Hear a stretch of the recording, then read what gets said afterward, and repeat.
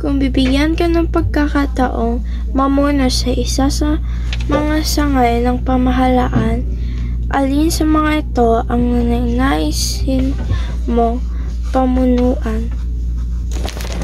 Dahil nila napapakita ang pagiging masipag sa mamayanan nila sa mga tao upang maging magaling na pinuno sa ating pamahalaan.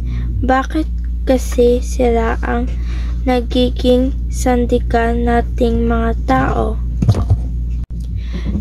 Bilang leader ng nasabing sangay, ano ang gagawin mo para masabing ikaw ay isang mabuting pinuno na may ginawa para matugunan ang pangangailangan ng bansa?